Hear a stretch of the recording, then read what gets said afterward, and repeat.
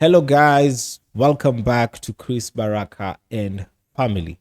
In this video, we are going to be just having a look at an expose done by a lady that's known as Rebecca Mackenzie. I got to share her full video, and I was just going through some of your comments right there in the comment section, and a lot of people were really not able to follow her story, probably because the way that she did that previous video, she was some people felt that she was all over the place, that she was not just going direct to the point. But I just want to, first of all, ask you to try and always be understanding, especially to people who come out and they have boldly made that step to actually get to share their stories. So just try to understand them. These are not professional media people. These are not professional journalists. They have not trained to come and share this story. This is someone who it has taken a lot from them, and whatever convictions they have in their heart, they have decided to actually come forward and share that story. So you can always probably on such a story, because yes, I know it was quite a long one, it was over an hour, but you see, you can always put on YouTube, there's a button right there. You can just add the speed. Instead of watching on normal speed, you can just speed it up, probably 1.5 or 1.25, and watch it a bit faster if that is able to work for you. But instead of just going and criticizing them, just try to understand them. They are probably not media professionals. I'm not really sure of the career she's in, but this is just someone who has boldly taken that extra step to get to share their story. So always try and have an understanding mind as well.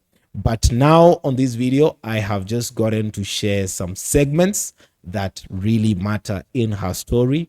Everything matters, but these segments are probably just the key, because these are the key parts that involved prophets Tobi, Arayomi, and also prophet Tomi Arayomi. Yes, so these are the key parts that I've got to share in this video. So I will allow her to get to share her story, and then we'll get back later. So in case you're not subscribed to this platform, subscribe, because I always get to share eye-opening conversations. And also her story has some receipts, which is very, very important.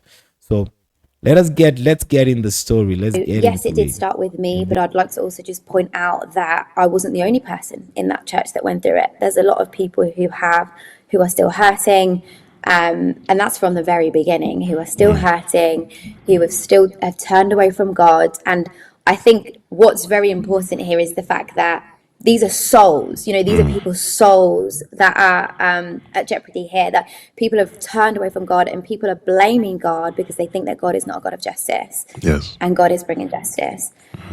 So yeah, just to start off, I guess I'm just going to refer back to my timeline, because so I don't ramble on. But I first joined the church it was around the end of 2007, 2008.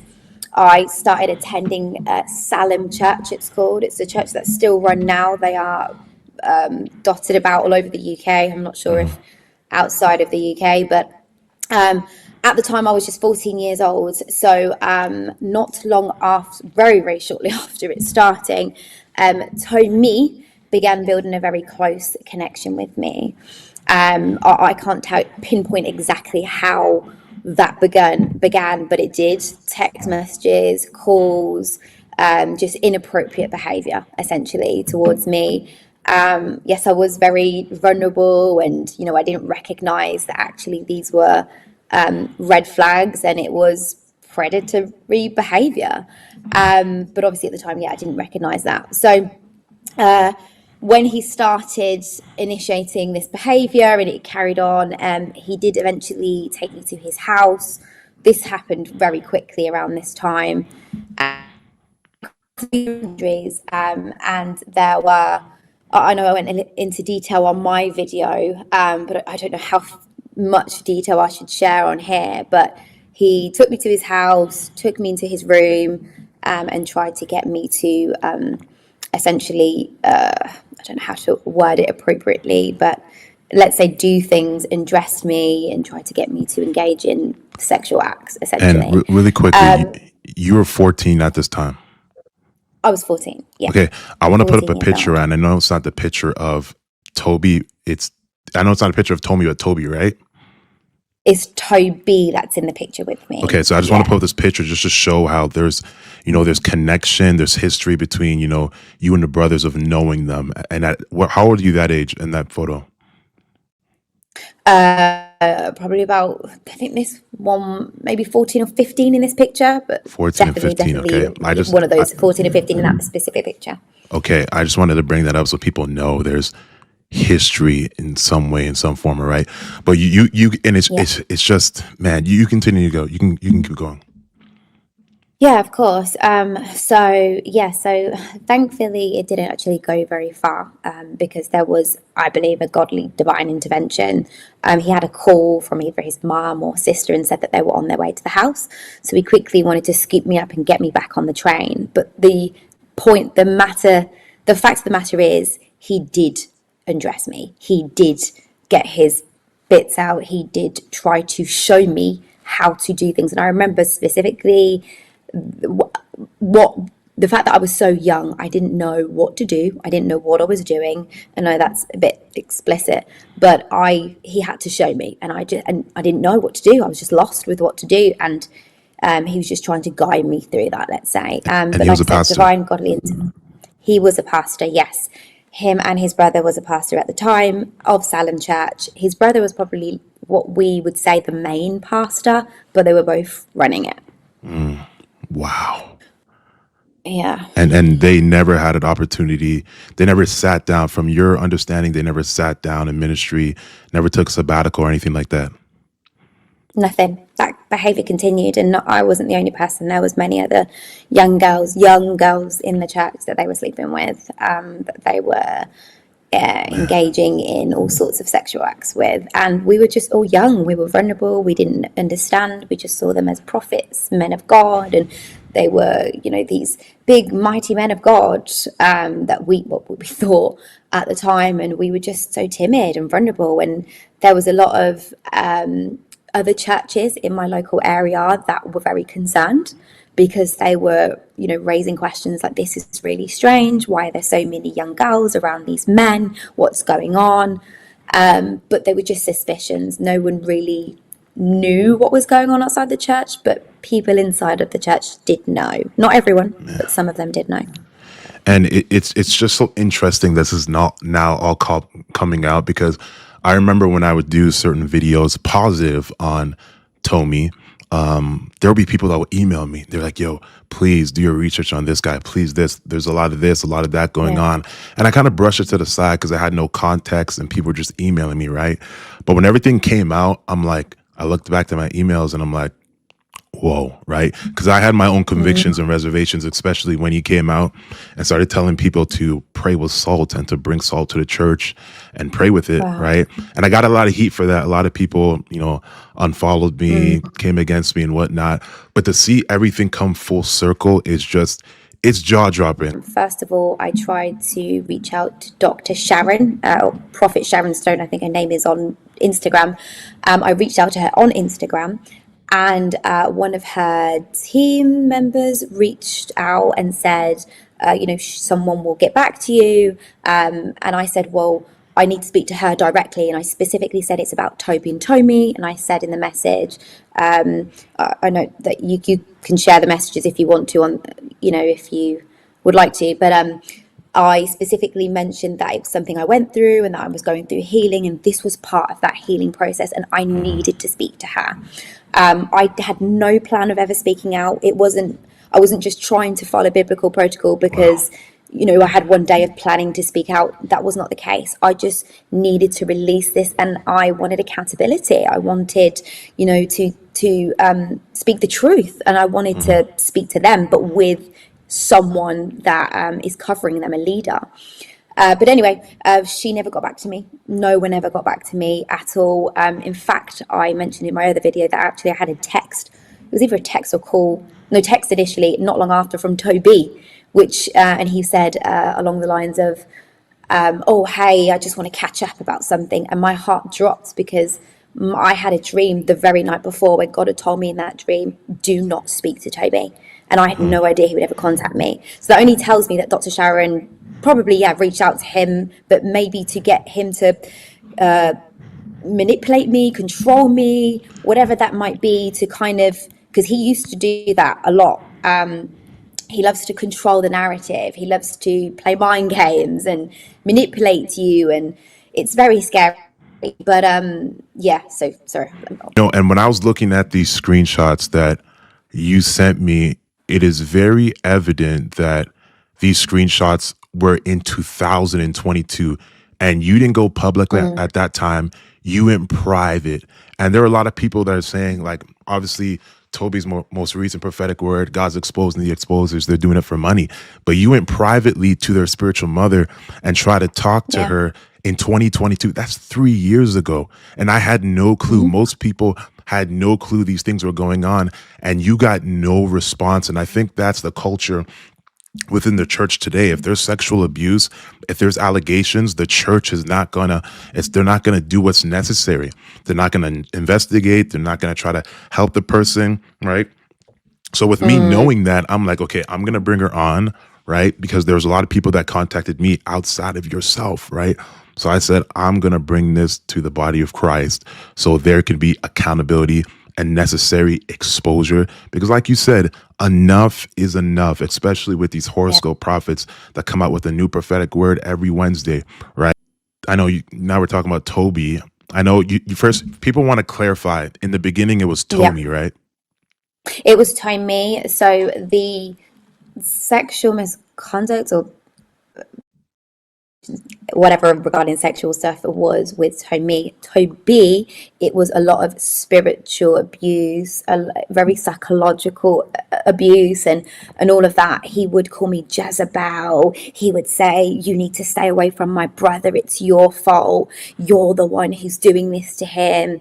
And I'm like, what? His brother wouldn't leave me alone. And I told many people in the church at the time, but because we were all just so blinded, there was a few people who supported me but didn't speak out or challenge it. But so that's where Toby came in, essentially, in regards to that aspect. But fast forward, but even in regards to following biblical protocol, I also went to the Bishop of Salem. And I mentioned that in my last video. So I went to Dr. Sharon, and then because I had no response from her, and I then reached out to the bishop, and we did have a Zoom meeting. We actually did. And he said, I'm sorry for everything you've been through. But then he just was very dismissive when I mentioned other victims. I said, there's other people still hurting. I said, I know God has taken me through healing right now, but there's people who have turned away from the faith because of this. And he said, well, you know what? You just need to move on now. And I said, that was very shocking to me. This doesn't sound right. He's just dismissing it, and he's not acknowledging actually there's people that are hurting, and you need to address this with them.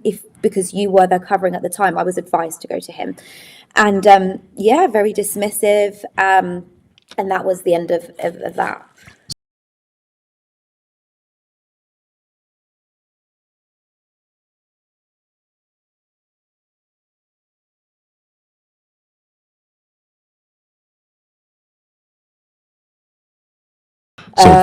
So Tomi and Toby both knew. So were they were in these Zoom meetings, right? No, they were not in the Zoom meeting. No. So who was in the Zoom meetings again? None of them. Just me and the bishop. You and the bishop of their bishop. So it was the Bishop of Salem. He's still currently the bishop, I think. And they were under his covering at the time of when they were running the church in 2008. Wow. And I was watching your original testimony, and you said that one of your pastors or something like that reached out to, I believe, Tobi. And can you Tomi reached out to Tomi Yeah. recently. Can you tell us when that happened and what was said? Sure. So he reached out to him recently and said, this was after I released the first video. But also I'd just like to say that he also did reach out to him a couple of years ago. and suggested for us to sit down and talk. And he said, in fact, he got really upset with my pastor, and that's a whole different ball game. But again, the same thing happened. I released the first video. Before I released the second video, I spoke to my pastor, and he said, okay, how would you feel if you and the other victims sat down with Tomi to, bring reconciliation, restitution, all of this? I said, yes, definitely. I would be down for that. Like, I forgive them, and I would be willing to sit in a room and speak, of course. And I said I'd speak to the other victims. But before I even got a chance to speak to the other victims, he came back to me and said, Tomi said no. He said there's no point. It's already out on the blogs. And he didn't see any point. He said he's in right standing with God, and everything was fine in his eyes. But he was just obviously frustrated, or whatever emotions he was feeling, the fact that it was out of the blog on the blogs. That just shows me the posture of your heart. That shows me that you care about your image than the victims and making right with people. And then I released the second video, and then they still had a chance, and then it got to yourself, Marcus Rogers, and people like that. I still believe that God still gave them chances even after releasing the first, because I have a small platform, there's so many people that are going to see it, right? But it didn't even need to get as big as it did. But because they still refuse to take accountability, they still refuse to address the victims, because according to them, they're above the law. According to them, they don't need to address it. So that's why we're here now. And Money is involved, again, is absurd, because I fear God. There's money, like no one could pay me any amount of money for me to come on a platform. Almost, there's a sense of shame that has come with this over the years that God had to deliver me from. And, putting my business out on the internet, I'm sorry, but no one could pay me any amount of money to put that out on the internet. Yeah. This is, God has ordered me to speak. And if I did not speak, because there's so many people that are still in bondage under them, if I did not speak, I was going to be in rebellion. And this is very important to come out, because there are people who are still going through it now. yes, And that's the problem. 100%. And I want to show a screenshot of someone actually sent to me, and I blurred out their name, and this was said, yes, Tomi is now based in Dallas, and Tobi is between the UK, USA, and the UAE. Both of them have a history of infidelity and before marriage, sexual misconduct with those under their care.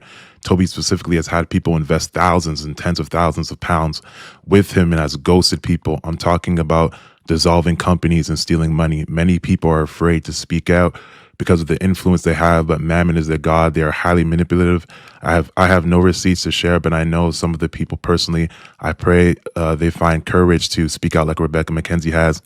Their spiritual mom is Dr. Sharon Stone, who you reached out to, and there are many under her covering who are doing this, and she doesn't do enough to chastise or sit them down, definitely in Eli. And I just find that so disheartening, especially because, again, you reached out to the spiritual mother 3 years ago. Regardless of what people will say about your story today, you reached out privately, and you were quiet for 3 years from when you reached out. And now you are coming out publicly, and you are speaking out because they didn't want restitution. They didn't want reconciliation.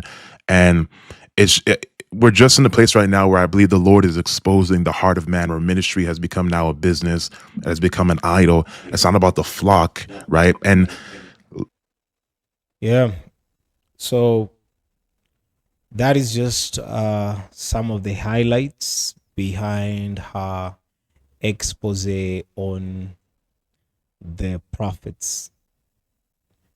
And there's a lot of change behind the reason on why people are really into ministry, why people are doing ministry, because it's very shocking just by some of these stories that we get to receive from some of these ministries, because we need to be getting stories like probably how people are transforming lives around the world, but rather that's not the case. We just receive victim stories from one ministry to the other. It's very, very, very, very, very sad. So I would like to hear what you think about this right there in the comment section.